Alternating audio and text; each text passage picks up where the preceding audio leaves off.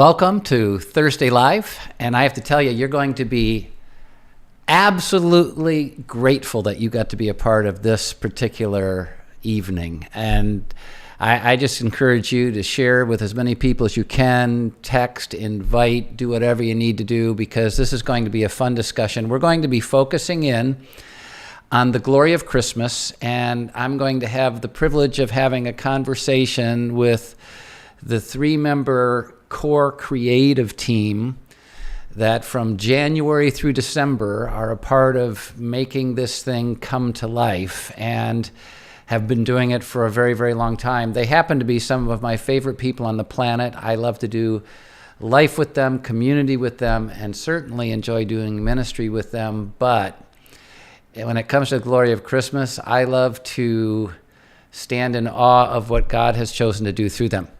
And so that's what we're going to do. And I just need you to know it's going to be a great conversation. Can't wait to have it. So here they are. I'm glad to be joining you guys. This is the Glory of Christmas creative team. We have my wife, Roxanne, who's the Director of Creative Arts, Director of GOC. We have Paul Black, who has been forever our Creative Arts Pastor, and he is the Music Director of GOC. And we have Blake Powell, who is our creative video director, but also big part of the GOC creative team. So welcome, guys. Thank you. Yeah. Hey. Cool. Yeah, you guys are just better looking than I even thought. Of course. So, yeah, of course. I love that. That's the right answer. Oh, a young Brad Powell in the room. There we go. Okay. You never know what you're going to get with our creative video director. Who was that handsome man, by the way? He had a seminary mustache, that's for sure. Yeah, he was so cliche, it's not even worth talking about. Okay, so hey, this is a special year for the glory of Christmas, and so I'm excited about having this conversation with you guys in particular. Number one, I love spending time with you, but number two, this is the 30th year of the glory of Christmas. A 30th year. Amazing. And it's creative. And so I just thought we'd talk about that. I mean, how many churches have people who could have been a part of the church 30 years, let alone a particular ministry event as special as the glory of Christmas? And so I think we have to go back, Paul, to you, because, and a lot of people don't know this, I came as the pastor in October of 90, and I started calling you immediately. You lived in California at the time. And asking you to come and be the music pastor here, and you said no, and your wife said absolutely not, and get thou behind me, Satan, and all that stuff. But anyway, after a year of that, God literally, opened Dree's heart, your heart. You guys came, and that year you walked into something the church had done for a while. I had to walk into the same thing. Tell us a little bit about what preceded the glory of Christmas. Yeah, I walked into what they called the beloved singing Christmas tree. And it was the 7th annual. When I came, it was the 7th annual singing Christmas tree, which is basically a tree that's about 40 feet high, has 60 singers in it, and they're all in little rows, half circle rows, and the heads are the ornaments on the tree. And then there's lights on it, and you sing songs. Yeah, and Roxanne, do that again. Tell them how high it came up on you. You're like this. Yeah, that's right. You're just here's your head. Your head is just an ornament. So the heads are like little bulbs hanging on the Christmas tree. And then there's somebody on the very top to be the star, and there's a little star above their head. So it was, a traditional thing that you had done. And I came in September. There was no changing anything much other than I just tried to make the Christmas tree the best one I could make, and we added drama. We had a drama set to it, and we added some things. I did everything we could. And we did, I think, 3 performances of it. I think so. And we worked really hard. And at the end of the day, one person accepted Christ. Yeah. And it was great. I mean, happy that person did. But all that work, I was thinking we could actually, if we took all those people and all those hours and just went out into the streets, we could reach more people for Christ than that. Yeah. And so you, Brad, told me after that I needed to give you a compelling reason why we should have a Christmas program. And I don't know if you remember that. You said, go in my office and don't come out until I had something. And that sounds like me. Yeah, it was pretty much your relational leader self you. Yeah. And how much is this gig going to cost me? Is that which is kind of ironic because you said, I'm hiring you to come out here and do big programs. That's what your job is. And then after I did one, you're like, give me a reason why we should do this. Well, which tells you that I thought it, didn't measure up. And by the way, I didn't think it did either. And so, but I went to my office and tried to spend time with God on it, and God gave me a crazy idea. He said, here's your purpose. Here's why we should do it. Because I started realizing, you told me, Brad, you said, it's not in the Bible that churches do Christmas programs. You don't see it in Acts. And then they did a Christmas program. So it's not something you have to do. And so why should we do it? And it was a great question. So when I just kind of got along with God and came out with this idea to create an exciting event that would motivate a believer to buy a ticket for an unbeliever. And it was so crazy and so counterintuitive because we had given away, what would you call, complimentary tickets when we did the tree. And they printed literally 4 times as many tickets as they had seats in the auditorium. And I think there was 4,000 seats. So I think they printed 16,000 complimentary tickets. And I said, oh my gosh, what if they come? We won't be able to hold them. And the answer was, oh, they never come. No, they won't come.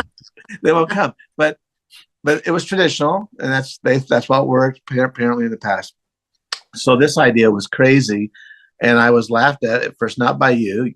I pitched it to you first, Brad. I said, so what do you think? And you went, wow, that's kind of a crazy idea, but it might work.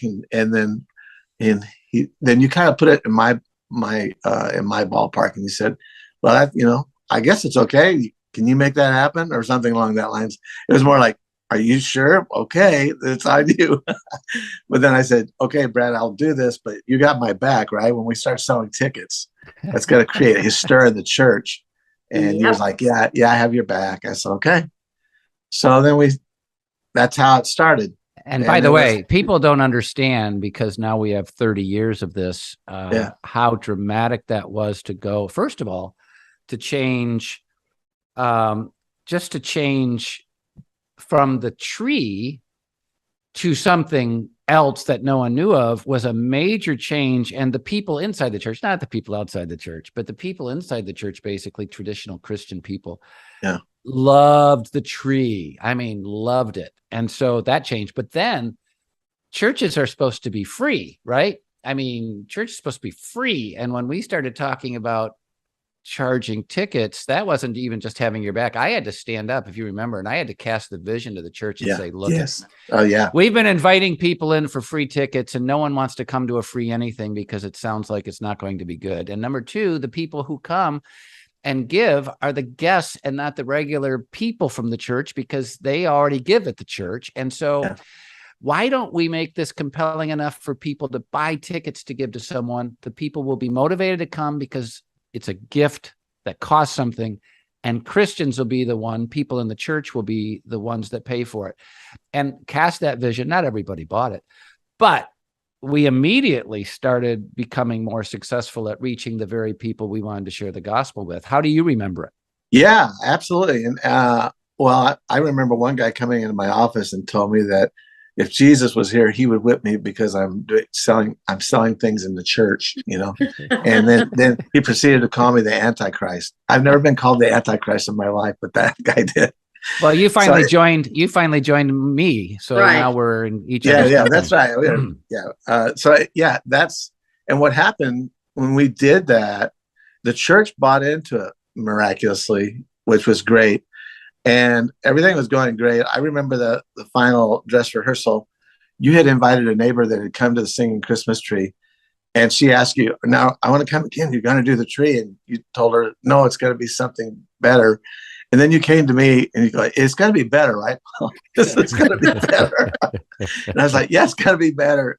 I was like, yeah, it's going to be great. And I'd be go in my office. Oh God, let this be great. Yeah. By the way, we've had so many moments like that. By the way, Roxanne is always the one that better represents us to neighbors. And so she was the one that, and Roxanne, you're right there and you can tell part of the story, but you're the one that invited her and it was great. I loved what the first GOC was, but she hated it. She came and said, I love the tree. That was cool. That was different. And man, now you're now you're doing the Christmas story and Easter. You should stop and leave something for Easter because we were doing the resurrection, right, Roxanne? Yeah, basically, why can't you leave it at the birth? Why do you have to go on with Jesus and dying on the cross and all that stuff? She just thought that was just ridiculous. So we've had many over the years think that, and it's okay. But here's the big thing. When the dust settled, we actually did 4 nights, even though the tree was 3 and we didn't fill the auditorium. We just went big. I just said, let's go big. We sold tickets. We did 4 nights, if you remember, the first time, and we had full crowds.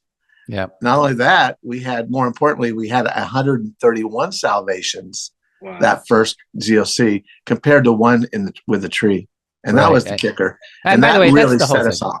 That's the whole thing. And so and isn't it just like any organization representing even spiritual things to fall in love with what they've done instead of engaging the mission in its absolute effectiveness. And Jesus got blasted as the Antichrist. And so I just love people now look at the glory of Christmas. It's a no-brainer, but it's not a no-brainer. It wasn't a no-brainer. It's always been hard. And to this day, we're always evaluating it. If all it was doing was bringing in church people from other churches and just a Christian program and all that different stuff, we would have canned this thing years ago. And so every year we evaluate this thing based upon how many people are coming in and hearing the gospel at the glory of Christmas for the first time.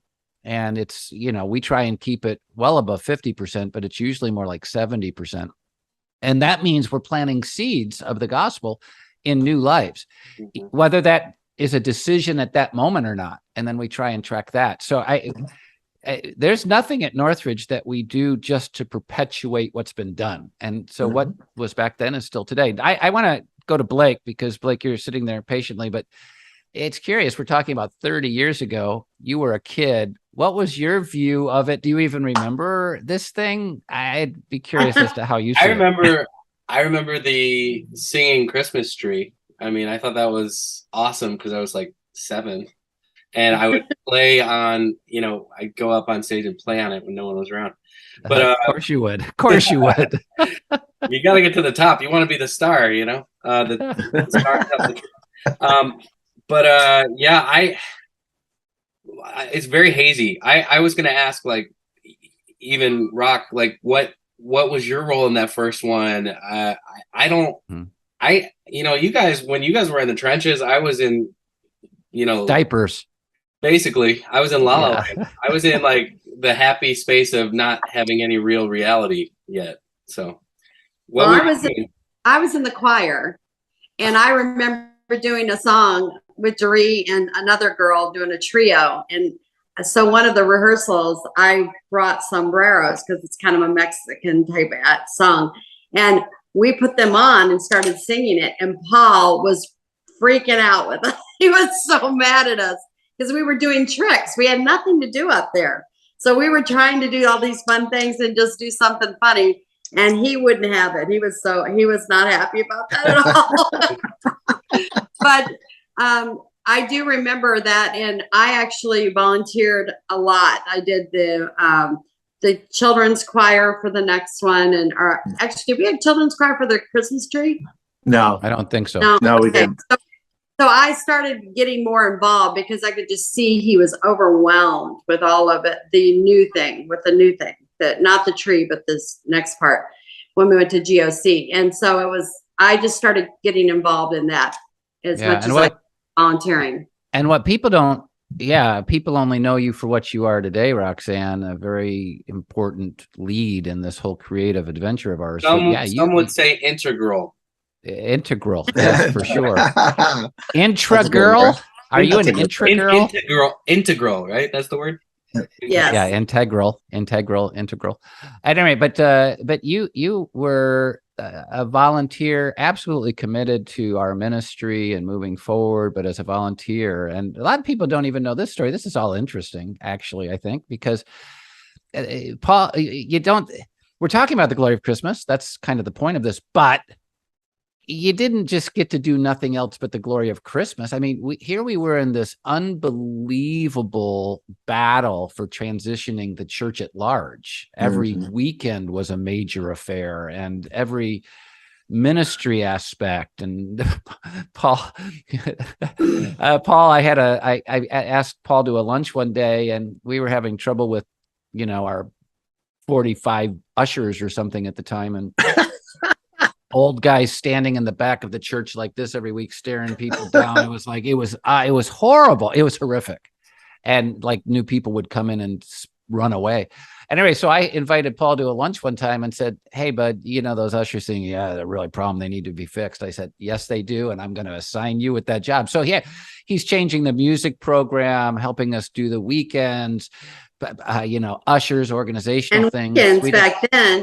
Weekends back then were Sunday night and Wednesday as well. That's right. We did Sunday morning, Sunday night, Wednesday night, and there are other things involved. And so, I mean, there was just a ton going on. But these things all started growing eventually. And Paul started needing help.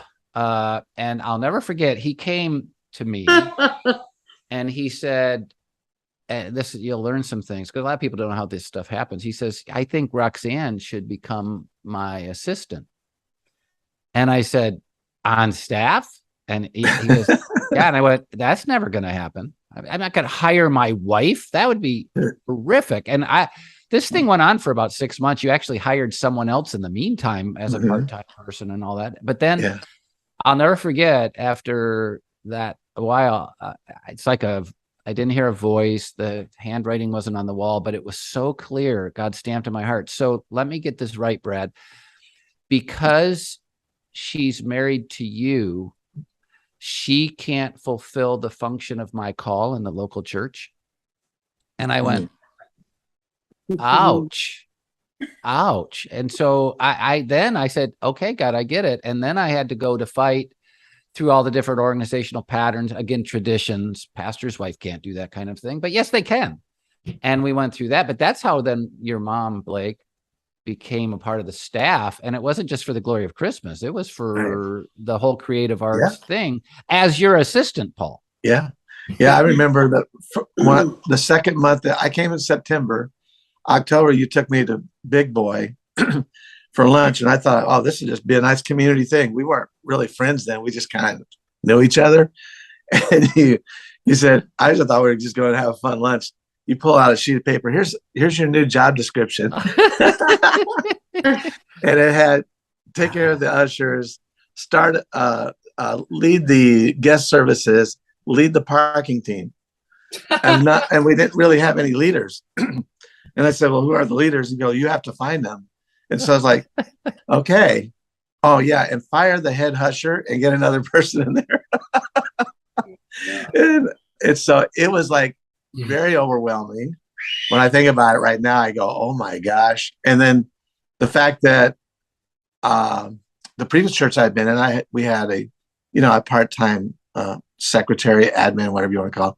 And here you were like, "No," I go, can I have a part-time secretary or something? And you went, "No, you have to find volunteers to do that." Then I tried it. And then about a month before GOC, you said, I was dying. I can't be all of this, And so you saw it, and you loaned me your assistant to help get me through the first, I think it was the first Christmas program, just the singing Christmas tree. I think that's right. And then after that, when we launched the Glory of Christmas, which was like 100 times more complicated and more involved than, the vision, that's when we started adding staff. And that's when Roxanne came on, because she was in drama. She was one of the narrators in the first Glory of Christmas. She was a narrator, actor. By the way, didn't you do a drama one time on the stage of our church where you were pretending to smoke? I did. And people were so mad. pastor's wife is smoking on the stage. That's hilarious. Anyway, yeah. it was very overwhelming, and the vision was so large, it was so huge that we needed support. And Roxanne was the first of that to launch that, and rightly so.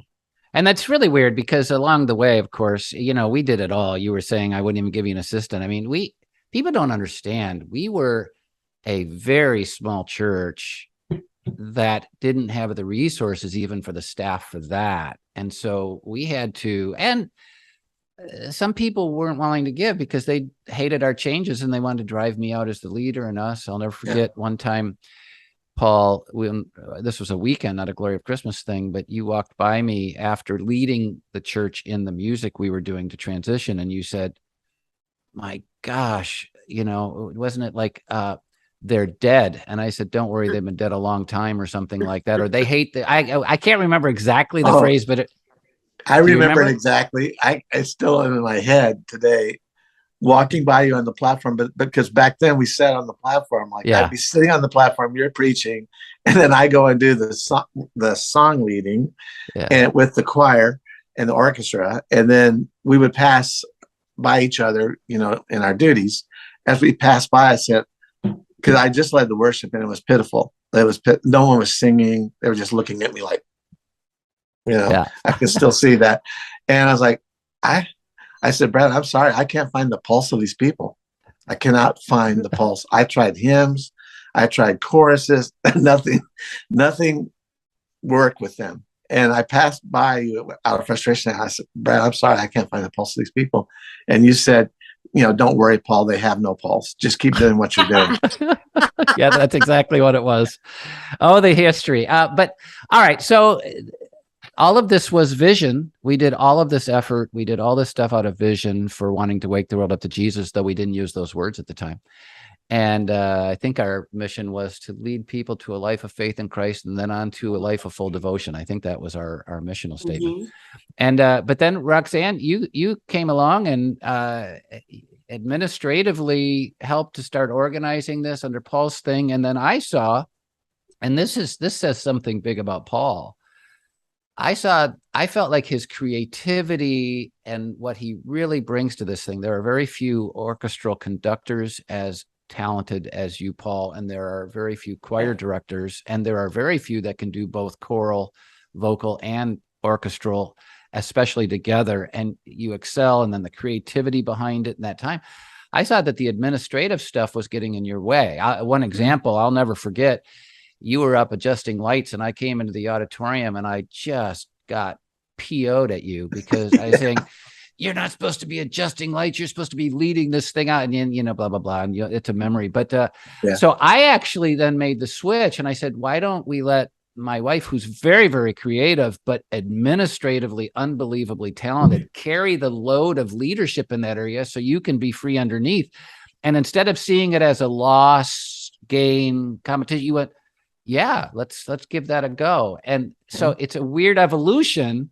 You're responsible for me finally recognizing God called her to actually be vocational in the church as your assistant. And then this big turn, and all of this is a part of the Glory of Christmas progress. I mean, crazy. Yeah. It was, and you know what? It goes back to, even when you switch positions, not switch position, but to change different seats on the bus in a church. Some people will go, well, how do you feel about sitting in a new seat in the bus, so to speak? They don't say it that way. And I always just thought, you know what? I'm not going to get any more crowns in heaven because I sit on a certain seat on a bus. But if I sit on the right seat of the bus, God's going to be blessed, and it's what He wants me to do, and I'll hear the well done, thou good and faithful servant. So that's kind of been and sometimes it challenges you. Sometimes everybody has a little bit of pride, and you think, wow, sometimes it's hard to let go of previous assignments. But then 5 years into the Glory of Christmas, I remember God clearly speaking to me, not in an audible voice, in the middle of a song, Paul, do you realize how insignificant you are in the process of this whole thing? And I just was like, whoa, that's kind of wow, okay.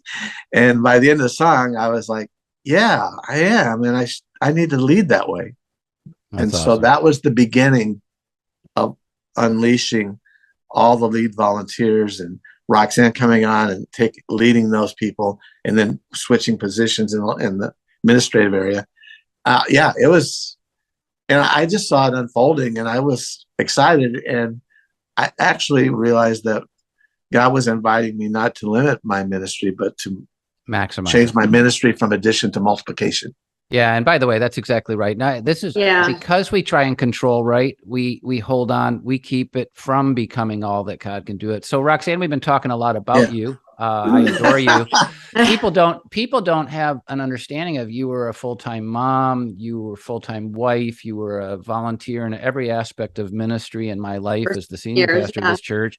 Then you come into this thing and then you take over this thing. Talk about your ride on this glory of Christmas and what it's meant. Well, to I you was just going to say, Paul and I had enough time to work together. I had such deep respect for his talent. I mean, he's just unbelievable in the whole orchestra and musical side. I mean, just amazingly respect.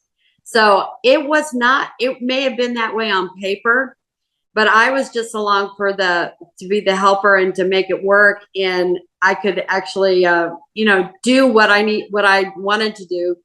And he just went along with it. He had respect for me. I remember him walking by me and I was in my office and something was going on. He walked by me and he went, "Oh, I'm so glad you're doing this instead of me." I was doing budget stuff and I was doing this and I was trying to meet people. So it just worked out great for both of us because we both got to get into our talent base and it's been smooth ever since. And I was your assistant for how many years, Paul? Gosh, wow, let's see. Probably was it 14 years? 14 years. Yeah. Yeah. And then you hired someone to help you. We had a part-time secretary. Though the church grew to 5,000 with just you and me and a part-time secretary, which is kind of creative insane. Arts. Yeah. In creative arts. Yeah. Yeah. And what people don't understand, you were doing Sunday morning, the weekends, we were doing 3-4 services, and we were doing New Life every single week, which was like 45 minutes of creative music and all that stuff. And we were doing Glory of Christmases and other glory things. It's amazing. And we had volunteer lighting director, volunteer video director, volunteer stage people. Everybody we had was all volunteer at that point. And so you had to work really hard to make sure they knew what was going on. They're coming in from work. Here's what you got to do, kind of thing. So it was a little bit, it got hard sometimes. You had one cheap pastor. That's just all I can say about it. So Blake, now you guys form the core of the creative team. Obviously, we have a bunch of creative players in the Glory of Christmas and every angle and all that. But you three are at the core of the creative expression, what the story's going to be, what the flow is going to be, how it's going to come off. Tell us a little bit, Blake, I'll start with you. Well, first of all, when did you come on as really a part of the core creative team for Glory of Christmas, Blake? Because it's cool to have the next generation represented. Yeah, it would have been 2008, I think. I mean, I was probably in the first GOC as a kids club. Yeah, of course. For watching, somebody sing Happy Birthday Jesus, and they were like my peer, my age group. I wish I was that person. Never got to be Happy Birthday Jesus. Oh, well, that was when I was a teenager. I've run the gamut. I was Frosty for years. He was Frosty, and he was in the costume, and I'm on the front row, and I could hear him screaming bloody murder in the head, and he was making all the kids around him just crack up. Yeah, I would screech. When I was younger, I had a really nice piercing velociraptor screech that I've since lost, but my daughter has now. So I think your son has it worse than your daughter. Oh, right. Benny boy. Oh my gosh. But anyway, it's passed down from generation to generation. Anyway, I would screech inside because only the just right around me could hear it because it's so loud. and because it was a way to make everyone look really jolly because they just That's funny. laughing. But yeah, no, I joined in. Well, I've been at the church almost 15 years, and Video editing with video, yes, with video editing. But we like people. The January we meet, the three of us, me, Paul, and Rox. In January we have a GOC meeting for the following GOC. I mean, we're the ones thinking about this stuff like the day after the last show, which is exhausting. But yeah, I don't know. Obviously I've been around these people my whole life, so that creative juice it's the seed that's planted. You're just around it all the time, so you become creative. They're pretty much probably responsible for my creativity, and then to be able to come in and have ideas like Red Man and Green Man, stuff like that over the years is just fun. I don't know. Yeah. By the way, I love that too. The change from, we used to do that quartet thing that would sing all that old music and make fun and all that. And when we said, no, we're not doing that anymore, we're going to go to something new. What? And now the same thing would happen with Red Man and Green Man, because it's like the center of these things. And this is, you have to be willing to fight the battle, to do what's necessary creatively to win for the mission.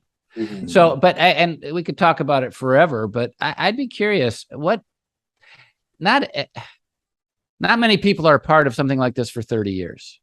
A 30-year anniversary of the Glory of Christmas. It's a crazy thing. And Paul is the one God used to create the concept of it, and Roxanne to help develop it, and now Blake and all these different things. And I've had the ability to help create environment so that this thing could flow. But I'd be curious, what is it that keeps you going? I mean, because here we are, we're not in our 30s anymore. Well, Blake, you speak for yourself. Yeah. And but what is it? What do you love most about it? And what is it that keeps you as passionate today or more than you were when we began it? And I'll start with you, Roxanne. Oh, you'll start with me? I think you should do Paul first. No, Paul's last. I love the community that I see happening everywhere. I mean, I feel like people who don't have any friends at all, by the end of GOC, they've got this lifelong friends, and they can't wait to go hang out and go to Bible studies with them. And it's just amazing to see the transformation around the church. The excitement it's just so, I don't even know how to explain it. The excitement with all these volunteers that want to help and do this. I don't know. It's just magical. It really is. It's a magical time in the church. And then when you see the results, and we get the results every night, we get the results, and I give it to the teams, and the teams get to spread it to the volunteers. And we just all know this is so much bigger than us. This is so much, what a privilege we have to do this. It's amazing. And like you do every night, where you say, how many of you, this is your first time here, and you see the hand raise, you go, people did exactly what you told them to do. They invited people who've never heard.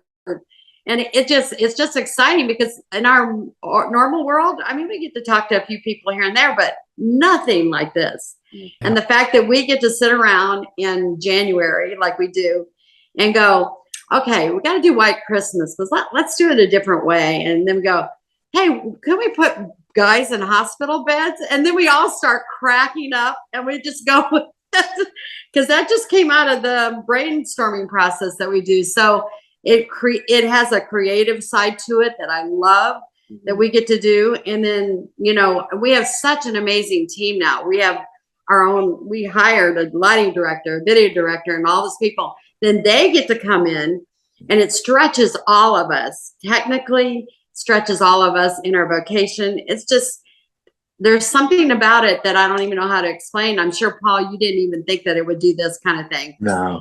There's no way we could do what we do in Glory of Christmas right now without all of our team, and without all the extra volunteers that we have that take this technology to the huge levels that we've never seen before. So it's so exciting to be a part of it. That's all I can say about it. I love it. I love your passion. It just shows all over your face. How about you, Paul? Yeah. Yeah, I just want to add, I just think God has brought to Northridge in the creative arts a dream team, a dream staff team. Mhm. It's the strongest staff that we've had since we started. And Blake was one of the, we had a video director, and then Blake came on actually in 2012 in the Process Rocks when we did this. And remember, we were going to not do drama anymore, which was going to be like, oh my gosh, you're not doing drama. You're not going to do a drama story, because we'd always do one. And Yeah. and we thought, the complaints. Oh, the complaints Yeah. I got. and so I still get we complaints. decided that drama Yeah. was on it. Drama wasn't the best tool. It was great when we did it before, but it wasn't the best tool in 2012 to keep doing. And so we shifted from drama to video. And I remember having that meeting with you, Rox and Blake, when you were in your house. And we said, Blake, we want to go a video direction and tell the story through video, with more video and less drama. And Blake was like, great. And I said, but here's the deal, Blake, you better not go anywhere, because we're not gonna watch this thing and then you're gone the next year. And we're like, what do we do now? We have no. And Blake said, I promise I'm going to give you 5 years. So that was in 2012. So he succeeded his vow. It's 2000. So I don't know. You remember that, Blake? I don't know if you remember that. I remember that so vividly, so clearly. But here's what I like about it. I love it because of the people I get to work with. I love it because of the staff. They're made up of not dream killers, but dream makers.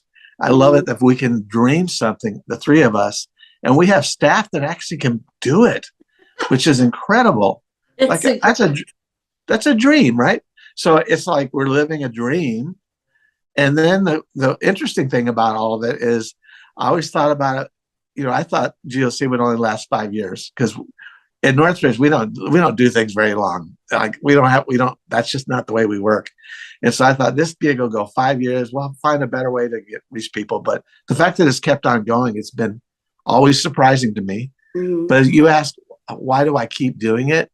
I keep doing it not because we have dream makers. That's fun. Not because I don't get to exercise creativity. That's fun.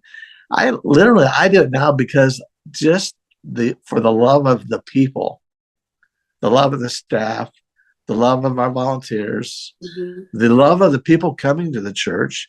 I love it when I get seekers to come in that I bought tickets for, and they will tell me, we sense love here. What's going on? And they're lost. That fuels me.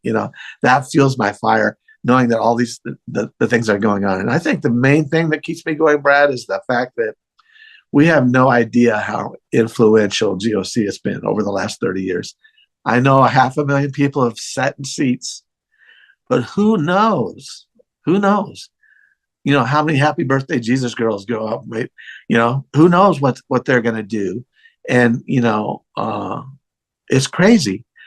It makes me think, what a blessing to be a part of God thing that's way bigger than us, that we have no clue what the fruit is, but it's going to be amazing. And that's what fires me up now. I mean, we have the rest of it, the job side of it, which is really tough. It's really hard, but the reward is so great. So that's why awesome. I keep doing it. How about you, Blaker? Why have you gone beyond your 5-year commitment and you're still in this game?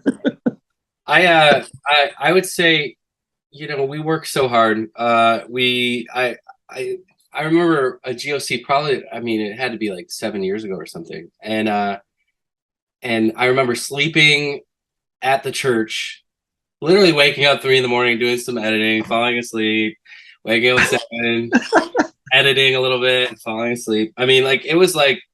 It's crazy what we do. But then I remember we were doing a video shoot with people who were new to our church family. And some guy, he was like a buttoned up guy. He, probably late 30s or something, businessman type. And he was talking, it was right after we had done GOC. And he was talking about how he had basically got saved at GOC this past year. And he started talking about this new faith journey he's on, and how his life is so transformed ever since he sat in the seat at GOC. And I'm videoing him talking about this, and all of a sudden I'm flashing back to all those nights of like sleeping in the office and all this stuff. And literally I'm standing looking into the eyes of the result. You know what I mean? And it's very hard to, I don't know. It never hit me. Obviously, we know the story. We know, oh, we're doing good. We're doing this for people. But like looking at a real guy who's like 3-dimensional, talking about how this past GOC changed his life, and now he's on a journey with God and stuff. That to me, like, fueled my tank for 10 years. I mean, it was like, Awesome. I literally went up to him after he was done and gave him a hug and said, you have no idea what this means to me, because you just can't quantify it. What we are doing here is so important. And it also is, I mean, without GOC, I don't even know how, well, first of all, Roxanne's my mom, so I would be creative no matter what. Yeah. What? I know. But, and my dad's the UPS guy. Woo! Yeah. Obviously, because we're built the same, Dad. Anyway, Yeah. no, but what I was going to say, I was just going to say, without GOC, honestly, without GOC, I mean, being raised in a whirlwind of this kind of creative passion makes you a creatively passionate person. And so, I mean, GOC has effects, like Paul was saying, who knows what the ramifications are. I know that if it disappeared, there would be a void that I don't even know. I mean, it took 30 years to build. Yeah. And think about this. It's like Paul's right when he said, I thought it'd last 5 years because we don't do anything long-term around here and all that different stuff. And it's true. And I tend to try and find the rhythm of things when it starts losing the beat, when it starts losing the momentum. Why do that when, for me, what keeps motivating me is eternity's on the line. I mean, people's eternity is on the line. And everybody we meet, there are people who come to church one weekend and they're gone from this planet the next weekend. And all of our neighbors, all of our coworkers, every person who serves in a restaurant or cooks food in a restaurant, every bank clerk, every teacher, every hospital worker, eternity's on the line for them. And the majority of them don't know. And I have yet to find a way that we can extend the reach of our church as far as we can with the glory of Christmas. But I want you to know, we would cancel this year, all of us, if we felt like, oh, this is just another traditional program where we're bringing in a bunch of traditional church people and we're wasting all this energy on that. It'd be gone. But everybody thinks about salvations, and that's important. But salvations can't happen until the ground's been plowed and the rocks have been picked out and the seeds have been planted and it's been watered. And so for me, I love the 70% of first timers there for every one of these concerts, because that means, wow, we're sowing the seed in new places where God can do miraculous things with it. So eternity's on the line. But it's interesting. I will, one last thing, we could go on forever, but I guess I'd like to remind people that, yes, we've expanded the team and we've expanded how many people are involved and all that stuff, but I'll let you guys just speak to this. It's harder work today for you, even as individuals, than it was back in the day when we didn't have a team. Isn't that crazy how people look at, oh man, if I had a team like that, I could do anything. No, I don't think you could. Speak to that. Well, I'll just say that people go rogue. You just go, you can't do that, because if you do that, this is what happens. This is what I do as a director. I'm having to communicate to the other people. Are you good with this? Does this work? This kind of thing. Because when they go rogue, that's when we have a panel of our LED go out, because they just let a bunch of people go behind the LED to run to the other side of the stage. It's just, there's so many variables. Literally, we're one plug away from disaster. So we do know that. So it makes it a lot harder, because there's so much communication that has to happen. And I guess that's the main point. But I wanted to say some funny things that happened during GOC. Okay. Can we tell one? Sure. Okay, I'll tell one that we rented the animals from a group. For a few years, we rented a couple animals. They brought these goats, and the goats were all really cute. And there were 3 of them that were together. And we said, "Oh, we were only supposed to have one." And they said, "Well, we have to have the middle goat because he doesn't like to be away from the other goats. And when he's away from them, we left him behind last year. He didn't eat the whole time. He waited for the goats to get back because he wouldn't eat without them.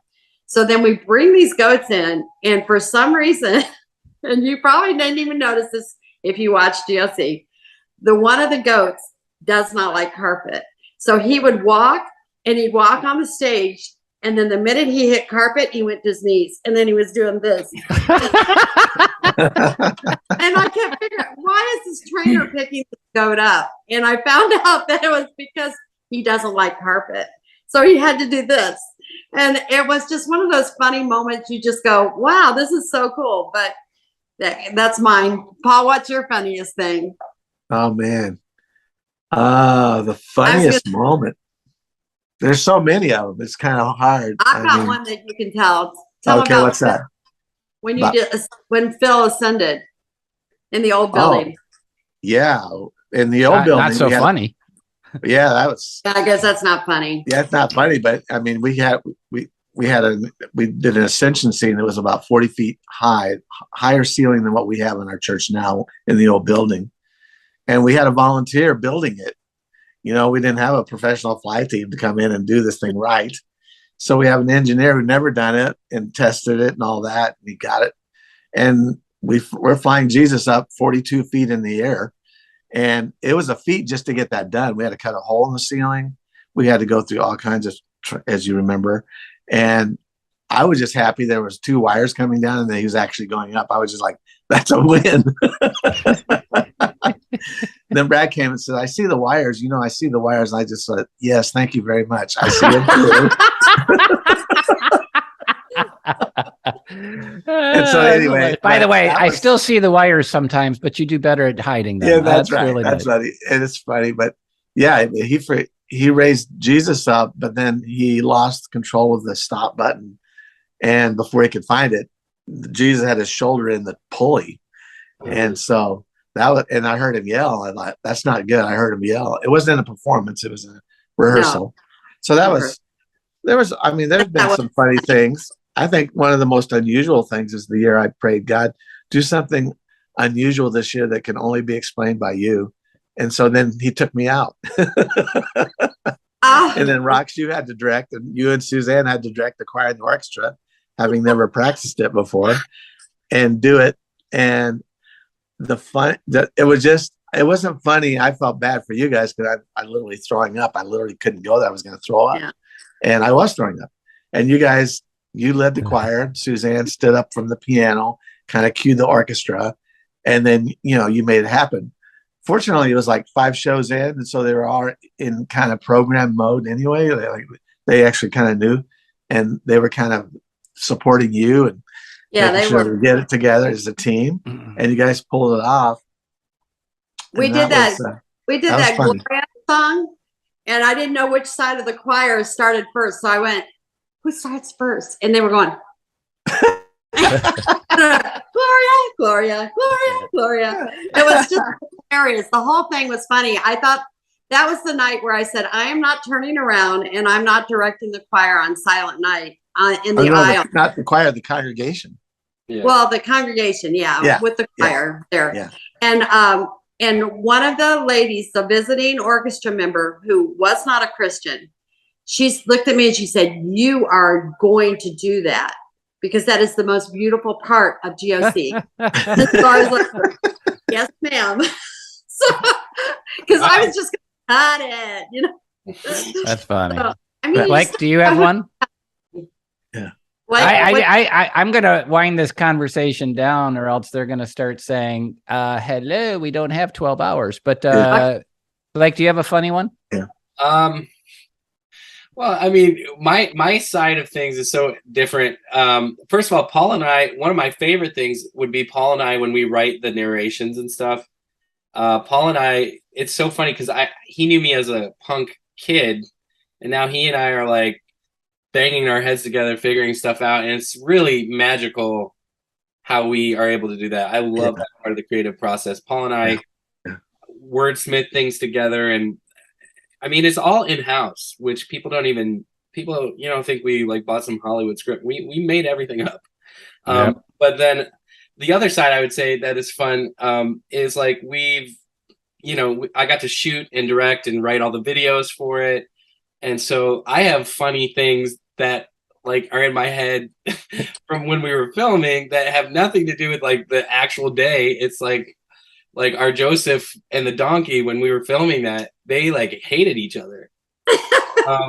And like they actually, that donkey had it out for the Joseph in our video, and like would step on his feet. It seemed like on purpose, and they actually got in a pushing match. Like I had to cut away, like cut. All right, stop fighting, guys. He's like pushing the donkey. Or like when Jesus laughs in one of the things, we were trying to make him laugh, and I was telling him like jokes and things like that where you would never, because we don't have audio, you don't hear what we're doing, but like, so all that internal stuff for me is kind of fun too. But the donkey fist fight was hilarious because then you watch it and it's like I have traveled, so like so epic. But I know that they're like plotting to kill each other. Anyway, just a lot of rewarding, funny. That's funny stuff. It was very rewarding. Obviously, this is so fun for us to do, and we were blessed to do it, and we're reaching so many people. Yeah. I mean, the day you say like, how many is this your first time here, and no one raises their hands? That's like the day we shut the doors. Absolutely. And I just want to say I'm so proud of each and every one of you. It's so fun because very often I take the platform view of the church, but in regards to so much that happens here creatively, and like with the GOC event, I'm more of a support. I get to watch, I get to take the background role, support you environmentally, support you contextually, support you with casting vision, that stuff. But you guys lead, and it is so cool to watch that happen. I could have never created the glory of Christmas in a billion years, but God's allowed me to lead an organization where his creativity can be on display in such an amazing way through you guys. And so I'm just very, very proud. And I want to say to everybody who's watching and listening, it's 30 years of Glory of Christmas. So of course we're going to have all this conversation and reflection and nostalgia, but at the end, it's about one thing: waking the world up to Jesus. It really is. And this is a program that we think those who are the most creative people in the world should be those who know the Creator. You don't see that in a lot of religious environments, but you do here in the Glory of Christmas as a clear example of that. Most churches don't give a great opportunity where people who have no desire for the church at all can be compelled to come in and enjoy their experience, and all the while be hearing the message that they were trying to avoid all along, the message of Jesus' hope and their need for him. And I'm just excited. So I hope all of you are supporting it, and I hope that all of you are inviting people, and I hope that you all come. It's a catalyst inside the church that renews the passion we have to be the church, to be in community, to be reaching people for Jesus, to be the expression of Jesus in the world. And it's a catalyst outside of the church for people to find the hope of Jesus. And so it serves all these purposes, which is great. But so I want to say thanks to each and every one of you, to you, Paul, to you, Roxanne, to you, Blake. So proud of you, and everyone who works with you on this thing. You know who you are. For all of our hundreds and hundreds and hundreds of volunteers, for each of you who buys tickets, it's a big deal. And I don't know if there are still tickets, involved GOCtickets.com. You can go check that thing out. And I hope that you're inviting someone. Don't come alone. It's more fun to share it, as we're finding in the doing of the GOC. All right. One last word from each of you, and I'm going to say goodbye. I'll start. Wait. I think we should go from me, because I'm the least important, all the way to Roxanne at the last. I just want to say it's such an amazing thing that we get to have an event like this, because I'm inviting neighbors. I'm inviting, it's just so easy to invite people to this. It's like Mhm. it's such a gift to have that kind of ease. And Amen. I'm just, it's when you're talking to your neighbors, when you're talking to whatever, it's just everyone's heard of it too. It's funny. I have neighbors coming that have never been, but they've heard of it. Isn't that weird? That's And cool. it's just such a cool, it's such a cool thing. So anyway, that's all I'm going to say. Thank you for giving us. We're blessed to have something to invite someone to church with. Mhm. I mean, Yeah, what a that's cool cool. tool. That's it. And I'll go to Roxanne, though Yeah. you're the director of GOC, since Paul was this catalyst that begun the He's whole process. catalyst. And Cheers. people don't know, but you two are more like siblings than anything else and all that Yep. stuff. So Brother. I'll let Paul finish. Roxanne, what do you have to say? I was going to say, if you're not busy during the GOC times, go and volunteer. We have cafes and we have guest services, things that you don't have to be trained at, except for just go smile and have fun with people who are super excited to be there. So I would volunteer if you can, and of course buy the tickets too. But that's all I have. Awesome. I love it. And Paul? Yeah, I just want to say, first of all, Brad, thank you for being the leader that you've been for the last 31 years for me and just making this happen, because it wouldn't happen without your leadership support and the fact you're willing to risk a lot of things over the years with us. It means a lot to me. And I think that's one of the big reasons it's going well. But I would say to the people that are watching, get a ticket for an unbeliever. It'll be life-changing for you.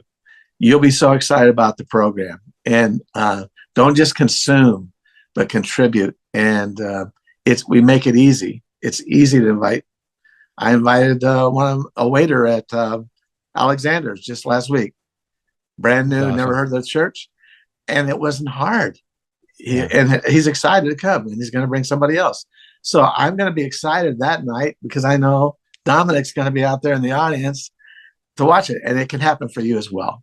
So really pray about it, buy some tickets, get them out to your neighbors, your friends, and God will lead you, and it'll be life-changing for you as well.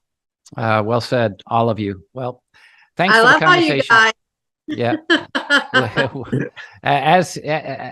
And she means it. She I works do. behind the scenes to support everybody involved and invested and loves this program more than anybody. I sit next to her on my couch and I don't have her very much because she's working so hard all the time. I put the computer down is what I say. But thanks, guys. I appreciate it. I'm so excited about this year's program. Congratulations on the 30th anniversary of the Glory of Christmas. Can't wait to see each and every one of you joining us for this event where God's going to change lives. So we'll see you.